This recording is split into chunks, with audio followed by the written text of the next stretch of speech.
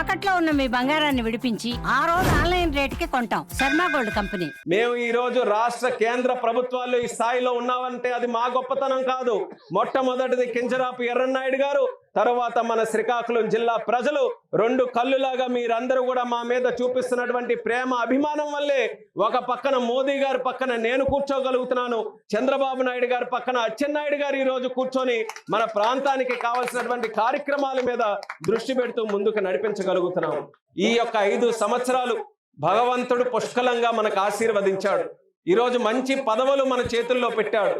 అది కేవలం మా అభివృద్ధి కోసం కాదు, జిల్లా అభివృద్ధి కోసం వినియోగించుకోవాలి. దానికి ఆ పరమశివుడు తాలూకు ఆశీస్సులు కూడా మనకందరికీ ఉండాలి. ఎప్పటి నుంచో ఉన్నటువంటి సమస్యలకి సమాధానం చెప్పాలని అచ్చెన్నాయుడు గారు నేను కృషి చేస్తున్నాం. అందులో మన హరిశ్చంద్రపురం ప్రాంతానికి ఏనాటి నుంచో ఉన్నటువంటి కళ మన రైల్వే స్టేషన్ ని మనం అభివృద్ధి చేయాలని.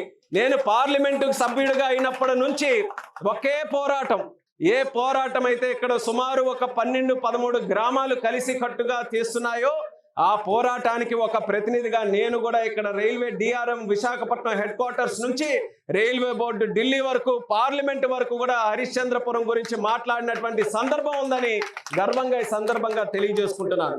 దానివల్లే హరిశ్చంద్రపురంలో ప్లాట్ఫామ్ హైట్స్ మనం పెంచాం.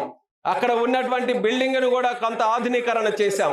అలాగే అక్కడ ఉన్నటువంటి ఫుట్ ఓవర్ బ్రిడ్జ్ అది కలగానే ఉండిపోతే ఫుట్ ఓవర్ బ్రిడ్జ్ మన సత్యనారాయణ గారు ఇక్కడ ఉన్నటువంటి టీం అందరూ కూడా పెడితే రికార్డు టైంలో ఫుట్ ఓవర్ బ్రిడ్జ్ కూడా మనం చేయించి అది కూడా రెడీగా ఉంది మనకి. కానీ ఎంత ఇచ్చేసినా సరే ఇప్పుడు గుర్రం లేకుండా కళ్ళెం మనం అన్ని తెచ్చినా సరే ఎక్కడ సంతృప్తి ఉండనట్టు ఇప్పుడు మొత్తగా ట్రైన్ స్టాపేజ్ కావాలి, అక్కడ ట్రైన్ లాగాలి. ఒక 3 మొన్ననే తెలారులో ఒక స్టాపేజ్ తెచ్చిన తర్వాత ఇక్కడ ఉన్నటువంటి టీం మెంబర్స్ కూడా అనక్కర్లేదు, కుటుంబ సభ్యులని ప్రస్తావించాలి. ఇక్కడ హరిశ్చంద్రపురంలో ఇంటికి కూడా గ్రామానికి ప్రతి కుటుంబానికి తెలిసిన వాళ్ళే మన వాళ్ళే అందరూ కూడా ఉన్నారు. వాళ్ళందరూ కూడా వచ్చి మన హరిశ్చంద్రపురంలో ఎట్టి పరిస్థితుల్లో ఒక స్టాపేజ్ ఇవ్వాలని చెప్పి 3 ట్రైన్లు కూడా ప్రస్తావించడం జరిగింది. అచ్చెన్నాయుడు గారు దానికి ఆమోదముద్ర వేసి మీరు చెప్పిన దానికి మరి ఆయన కూడా గొంతు తోడు చేసి ఇంకా బలంగా నా మీద పెట్టడం జరిగింది. ఏ ఒక్క ఒత్తిడితో మీరు పెట్టారో ఆ ఒత్తిడి తీసుకొని వెళ్ళి నేను కేంద్ర రైల్వే మంత్రి గారి దగ్గర కూడా నేను ప్రస్తావించడం జరిగింది. ఎట్టి పరిస్థితుల్లో అత్యంత త్వరగా నాకు హరిశ్చంద్రపురంలో స్టాప్ ఇవ్వాల్సిందే, దానికి మరొక అవకాశం లేదనేది కూడా ఆయన దగ్గర ప్రస్తావించాను. ఎంత తొందరగా వీలైతే ఒక స్టాప్ని తీసుకొని వచ్చే ప్రయత్నం ఆల్రెడీ మొదలైంది, అది చేసి తీరుతానన్నది కూడా ఈ యొక్క పుణ్యక్షేత్రంలో మీ అందరికీ కూడా తెలియజేసుకుంటూ, అది ఒక్కటే కాదు ఇంకా డెవలప్ కావాలి. హైవే వచ్చింది, రైల్వే గురించి మనం మాట్లాడుకుంటున్నాం. సంతబొమ్మాల్లో పోర్టు కూడాను మొన్న మీకు అందరికీ తెలుసో లేదో మొట్టమొదటి పడవ కూడా అక్కడికి వచ్చి ఆగింది. అక్కడ కూడా ఇంకా దగ్గరలోనే అక్కడ కార్గో అన్నిటి కూడా మొదలు కాబోతుంది. అది వస్తే ఆనందం ఏంటంటే మన పిల్లలకు ఉద్యోగాలు వస్తాయి. పోర్టుతో పాటు నగరాలు ఏ రకంగా అభివృద్ధి చెందాయనేది ముంబై, చెన్నై, కలకత్తా ఇవన్నీ కూడా చూస్తే తెలుస్తుంది. గుజరాత్లో సగం మంది పనిచేసిన వాళ్ళు మన ఆంధ్రప్రదేశ్ నుంచి మన శ్రీకాకుళం నుంచి వాళ్ళు పనిచేస్తున్నారు. ఎందుకనంటే అక్కడ పోర్టులు ఉన్నాయి కాబట్టి. అందుకని అచ్చెన్నాయుడు గారు నేను పోర్టు ఎట్టి పరిస్థితుల్లో చేయాలని దాని మీద దృష్టి పెట్టి అది కూడా పూర్తి చేసే టైంకి వచ్చింది. దానివల్ల ఉద్యోగాలు వస్తాయి, అన్నీ కూడా జరుగుతాయి. మాకు కావాల్సింది మీ ఆదరాభిమానాలు, మీ బలం, మీ తాలూకు ఆశీర్వాదం ఎప్పుడు కూడా ఉంటే కొండలనైనా పిండి చేసి మీకు అభివృద్ధి చేసే బాధ్యత మేము తీసుకుంటామని మళ్ళీ మీ అందరికీ కూడా తెలియజేసుకుంటూ, ఈరోజు కోటబొమ్మాలి మండలం మన హరిశ్చంద్రపురం గ్రామం రావడం మళ్ళీ ఇంటికి వచ్చినట్టుగా. ఎందుకనంటే రేపు మళ్ళీ జిల్లా దాటి బయటికి వెళ్ళానంటే ఏ రాష్ట్రంలో ఉంటామో, ఏ నగరంలో ఉంటామో, ఏ కార్యక్రమంలో ఉంటామో నాకు కూడా తెలియదు. ఈరోజు ఇక్కడ ఉన్నాం, రేపు కూడా శ్రీకాకుళం, ఎల్లుండి మళ్ళీ బెంగళూరులో రాజ్నాథ్ సింగ్ గారితో ప్రధానమంత్రి మోదీ గారు హెలికాప్టర్ కొత్తగా మన భారతదేశంలో తయారు చేస్తున్నామని కర్ణాటకలో ప్రోగ్రాం, అది చూసుకొని మళ్ళీ సాయంత్రానికి అదే రోజు ప్రెసిడెంట్ గారు నేవీ ఫ్లీట్ కోసం ప్రెసిడెంట్ గారు రాష్ట్రపతి ఆవిడ మళ్ళీ వైజాగ్లో వస్తే ఆవిడతో కేంద్ర మంత్రిగా, స్థానిక కేంద్ర మంత్రిగా ఉండాలని ఆవిడతో ప్రోగ్రాం. దాని తర్వాత రోజు మళ్ళీ ఢిల్లీలో ఏఐ సమిట్ అని అక్కడ మళ్ళీ ప్రోగ్రాం.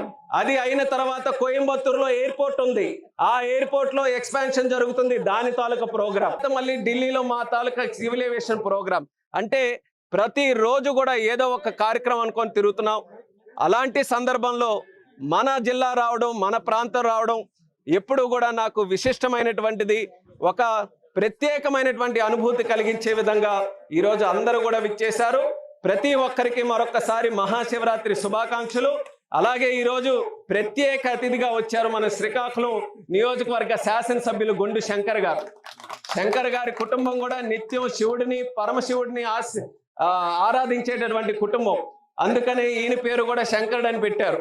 శంకరుడు అని పెడితే ఈయన బోలా శంకరుడిగా తయారై ప్రజల తాలూకా మనసులు గెలుచుకొని శ్రీకాకుళం నియోజకవర్గంలో ఎప్పుడు ఎరగని విధంగా 50,000 మెజారిటీతో ఈరోజు గెలిచి ప్రతి వీధి, ప్రతి ఊరు, ప్రతి వ్యక్తికి మంచి జరిగేలా అహర్నిశలు కూడా కృషి చేస్తున్నాడు.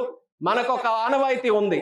అప్పుడులో కూడా మీరు చూసుకుంటే కింజరాపు ఎర్రన్నాయుడు గారు ఉన్నప్పుడు పెద్ద పెద్ద వాళ్ళందరూ మన నియోజకవర్గం వచ్చేవాళ్ళు.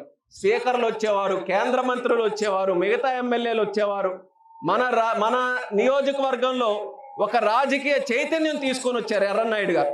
ఇంటింటికి రాజకీయం పరిచయం చేశారు. మరి అలాగే మన వెల్మల కామేశ్వరరావు గారు ఉన్నారు. ఇప్పుడే నాతో మాట్లాడుతున్నారు, ఏంటి ఇక్కడ రాజకీయాలు కాదు దేశ రాజకీయాలు మాట్లాడుతున్నారు నాతో. అంటే ఎర్రన్నాయుడు గారు ఆ రకంగా ఇక్కడ అలవాటు చేశారు, తయారు చేశారు, ఒక చైతన్యం ఇచ్చారు. అలాంటి చైతన్యం కలిగినటువంటి హరిశ్చంద్రపురం, కోటబొమ్మాలి, టెక్కలి నియోజకవర్గంలో ఎలాంటి పెద్ద వ్యక్తులు మన దగ్గరికి వచ్చినా వాళ్ళకి ఆశీర్వదించడం, వాళ్ళకి కూడా ఒక మంచి భవిష్యత్తు కలిగించే విధంగా వాళ్ళకు కూడా మనం సహకరించడం మన ప్రాంతం తాలూకా ఆనవాయితీ. అందుకనే మీ కుటుంబ సభ్యుడిగా గొండు శంకర్ కూడా మన కుటుంబ సభ్యుడిగా మనం భావించి ఎప్పుడు మన ప్రాంతం వచ్చినా ఆశీర్వదించి ఆయనకి కూడా ఒక మంచి భవిష్యత్తు కలిగే విధంగా భవిష్యత్తు ఉండాలని ప్రతి ఒక్కరు కూడా సహకరించాలని సందర్భంగా కోరుకుంటూ పెద్దలందరికీ కూడా మరొక్కసారి నా హృదయపూర్వకమైనటువంటి నమస్కారాలు. మన అలాగే ఇంకో పెద్ద నాయకులు గోవిందరాజులు గారు, అలా పేర్లు తీసుకుంటే చాలా మంది ఉన్నారు. ప్రతి ఒక్కరికి కూడా మా సుబ్బయ్య గారు అని అంటే ఎవరికి తెలియదేమో, కర్ర రామకృష్ణ గారు. చిన్నప్పుడు వాళ్ళ తాత సుబ్బయ్య అని పెట్టారు కానీ మనోడు రామకృష్ణ మరి మా కుటుంబం కాబట్టి మరి ప్రత్యేక అందరికి కూడా విజయలక్ష్మి గారు, శైలజమ్మ గారు, రమణమ్మ గారు, వీళ్ళందరూ ఇప్పుడు నేను ఈ వేదిక మీద ఉన్న వాళ్ళందరిలో తీసుకుంటే అందరికన్నా కొత్తగా వచ్చి ఉన్నవాడు నేనే. పదవిలోని పెద్ద అయిపోయి ఉండొచ్చు కానీ కొత్త అందరూ కూడా యథావిధిగా ఇక్కడ వచ్చేసినందుకు, వాళ్ళు కూడా ఈ కార్యక్రమం విజయవంతం చేసినందుకు అందరికీ కూడా నా ధన్యవాదాలు. అలాగే ఇక్కడ అవకాశం ఇచ్చినటువంటి పూజారి సత్యనారాయణ గారు పక్కనే ఉన్నా సరే ఆయన కూడా ప్రత్యేక ధన్యవాదాలు తెలియజేసుకుంటూ మీ అందరి దగ్గర సెలవు తీసుకుంటున్నాను. హర హర మహాదేవ.